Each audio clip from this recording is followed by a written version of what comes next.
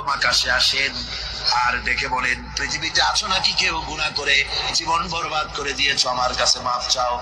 ঋণগ্রস্ত আছো, অসুস্থ আছো, অপমানিত আছো, কে আছো মাসলুম, আমাকে ডাকো, আমার কাছে বলো, আমি ডাকে সাড়া দেব, জীবনের আশা পূরণ করে দেব।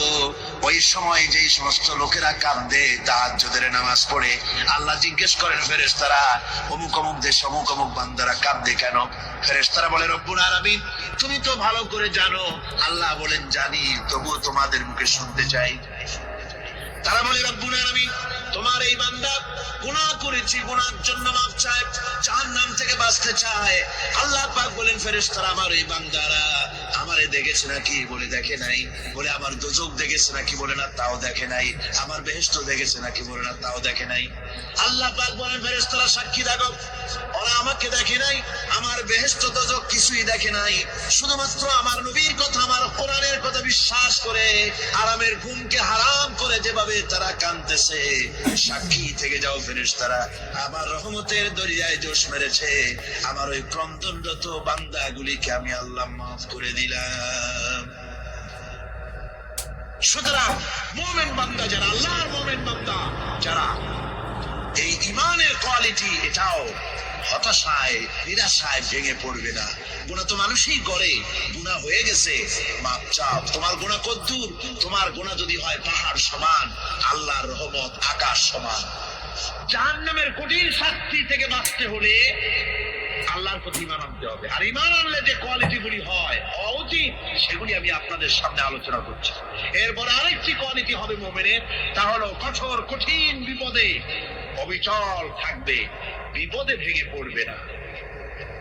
বিপদ আপদ, শত্রুতা, ক্ষয় ক্ষতি, যা কিছু হয় সবই আল্লাহর পক্ষ থেকে, এটা মেনে নিতে হবে এবং ধৈর্য ধারণ করতে হবে। বিপদ মুসিবত শুধু উম্মতের জন্য নয়, দুনিয়ার সমস্ত নবীদের বিপদ এসেছে, হয় নাই? নবীদের বিপদ আসে নাই? কোরআনে কারীম থেকে শুনুন, আল্লাহ রাব্বুল আলামিন বলেন, ওয়া কাযালিকা জাআলনা লিকুল্লি নাবিয়্যিন আদুওয়াম মিনাল মুজরিমিন। আল্লাহ পাক বলেন, এমনি করে আমি সকল নবীদের শত্রু বানিয়ে দিয়েছি, সব পাপিষ্ঠ আর অপরাধ প্রবণ লোকদেরকে।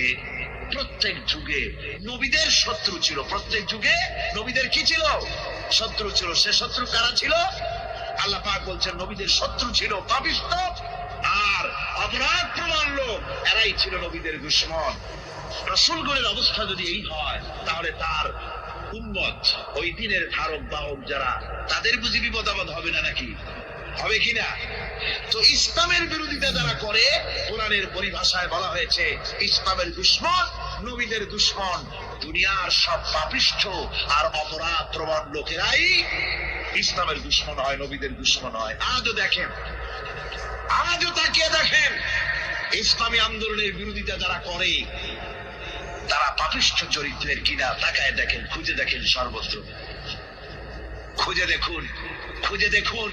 যারা ইসলামী আন্দোলনের বিরোধিতা করে, যারা ইসলামকে মিটিয়ে দেওয়ার চেষ্টা করতেছে, যারা ইসলামকে মৌলবাদ বলে, ইসলামকে সাম্প্রদায়িক বলে, কোরআনে কারীমের কথা কত স্পষ্ট যে নবীদের দুশমন হয়, ইসলামের দুশমন হয় মুজরিম লোকেরা, অপরাধ প্রবণ পাপিষ্ঠ লোকেরা। আজও আমরা দেখতে পাই এই শ্রেণীর লোকেরা পাপিষ্ঠ এবং সবচাইতে সমাজের নিকৃষ্ট ধরনের চরিত্রহীন লোক। নামাজ নাই। আপনি খুঁজে দেখেন, ইসলামী আন্দোলনের বিরোধিতা যারা করছে, যারা নেতৃত্ব দিচ্ছে, নামাজ নাই, রোজা নাই, চরিত্র নাই, হজ নাই, যাকাত নাই, মদ, জুয়া, জেনা, ব্যভিচার ইত্যাদিতে লিপ্ত। চেহারা দেখলে ছেলেপেলেরা 2 গ্লাস পানি খায়, বয়স ওঠে। কথা ঠিক কিনা কয়? এই হলো অবস্থা। মারে কেন? মুমিনদেরকে, পয়গম্বরদেরকে, সাহাবীদেরকে এবং ইমানদারদেরকে মারে কেন? তার কারণ হচ্ছে আল্লাহ রাব্বুল আলামিন বলেছেন, ওয়া মা নাকামু মিনহুম ইল্লা আইয়ুমিনু বিল্লাহিল আজিজিল হামিদ। কাফিররা ইমানদার লোকদেরকে অন্য কোন অপরাধী নির্যাতন চালায় না, নির্যাতন চালায় শুধু এই কারণে যেহেতু মুমিন লোকেরা পরাক্রমশালী, আল্লাহ রাব্বুল আলামিনের দ্বীনকে কায়েম করতে চায়, তার উপরে ঈমান এনেছে, এই কারণেই তারা মারে। ঠিক কিনা কর? যুগে যুগে নবীদের উপরে, সাহাবীদের উপরে যে অত্যাচার হয়েছে, সে অত্যাচার এই কারণেই হয়েছে, অন্য কোনো কারণে নয়। এই কঠিন বিপদে অবিচলতা এবং ধৈর্যের দৃষ্টান্ত নবীগণ পেশ করেছেন পৃথিবীর বুকে। আমরা দেখেছি ইব্রাহিম আলাইহিস সালামকে আগুনে ফালানো হয়েছে, আছে না কোরআন শরীফে? আমি কিন্তু গল্প করতেছি না, সব কোরআনের কথা। কিসের কথা? ইব্রাহিম আলাইহিস সালামকে আগুনে ফালানো হচ্ছে। অপরাধ কি? অপরাধ হচ্ছে হযরত ইব্রাহিম আলাইহিস সালাম দাওয়াত দিয়েছেন লা ইলাহা ইল্লাল্লাহ। জোরে পড়েন লা ইলাহা ইল্লাল্লাহ, লা ইলাহা লা ইলাহা ইল্লাল্লাহ মুহাম্মাদুর রাসূলুল্লাহ। হযরত ইব্রাহিম আলাইহিস সালাম দ্বীনের দাওয়াত দিয়েছেন, এক আল্লাহর দাওয়াত দিয়েছেন, ঈমানের দাওয়াত দিয়েছেন। আর কোন অপরাধ ছিল না। নমরুদ সহ্য করতে পারলো না। কোরআনে কারীমের মধ্যে সব কথাগুলি আল্লাহ পাক এই জন্য বিধৃত করেছেন, এই জন্য কোরআনে কারীমের মধ্যে সব কথা উঠায় দিয়েছেন, যাতে করে মুমিনেরা বিপদ আসলে পরে যেন ঘাবড়ে না যায়। ইব্রাহিম আলাইহিস সালামকে আগুনে ফেলানো হচ্ছে। ফেরেশতা বলছে, ইব্রাহিম তোমারে আগুনে ফেলায় দেওয়া হতেছে, আমার কাছে সাহায্য চাও, আমার কাছে ক্ষমতা আছে, আগুনগুলো উঠাইয়া নমরুদের বংশ জ্বালাইয়া দেব। হযরত ইব্রাহিম ফেরেশতার কাছে সাহায্য চাইছিলেন নাকি? তিনি বললেন, ফেরেশতা তোমার কাছে সাহায্য কেন চাইব? আমি তো এমন কোন অন্ধ আল্লাহর ইবাদত করি না যেই অন্ধ স্রষ্টা তার গোলামের দুঃখ দুর্দশা না দেখেন। আমি তোমার কাছে সাহায্য চাইব না। হযরত ইব্রাহিম আলাইহিস সালাম পাস করলেন। কি বলেন, পাস করছেন না? ঈমানের পরীক্ষায় পাস। আগুনের মধ্যে হযরত ইব্রাহিমকে যখন ফেলানো হচ্ছে, রব্বুল আলামিন আগুনের প্রতি নোটিশ করে দিলেন, ইয়া নারু কুনি বারদাও ওয়া সালামান আলা ইব্রাহিম। আগুন আমার ইব্রাহিমের জন্য শান্তিদায়ক, ঠান্ডা হয়ে যা। এখন কি আর আগুনের বাপের ক্ষমতা আছে ইব্রাহিমকে পোড়ানো? আর ক্ষমতা নাই। আমার বন্ধুগণ, ইব্রাহিম আগুনের ভিতরে আরামে বসা আছেন, আর ওদিকে নমরুদ বসে বসে দেখতেছে দূর থেকে।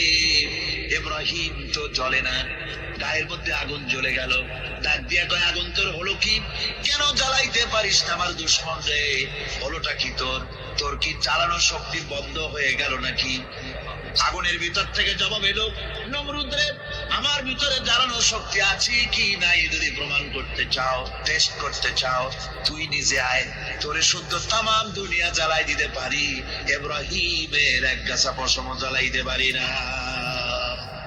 তার কারণ হচ্ছে আমি হচ্ছি মাখলুক, আল্লাহ হচ্ছেন খালিক। আল্লাহ আমাকে বলেছেন না জ্বালাতে, তুমি 1000 বার বললেও আমি ইব্রাহিমকে জ্বালাইতে পারবো না।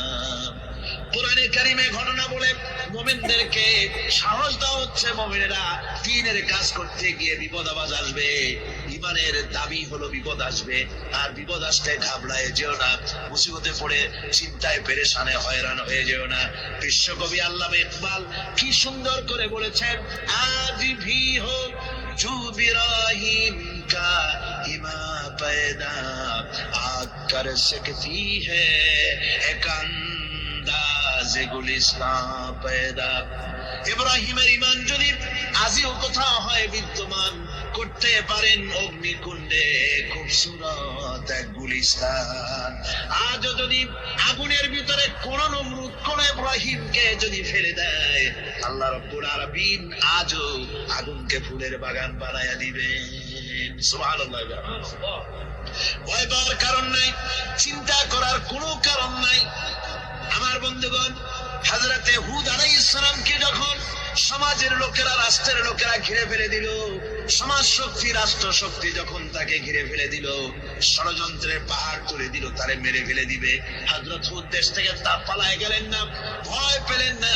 হযরত হুদ আলাইহিস সালাম বললেন, কোরআনে কারীমে হযরত হুদের কথা কোট করা হলো, ফাকিদুনি জামিআন সুম্মা লা তুনজিরুন।